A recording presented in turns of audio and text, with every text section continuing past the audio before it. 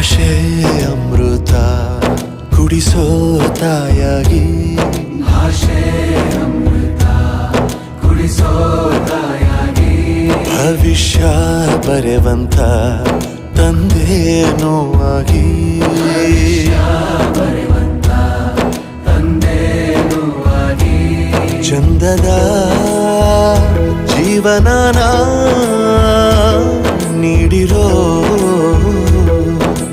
ಗುರುಗಳು ನಮ್ಮ ಗುರುಗಳು.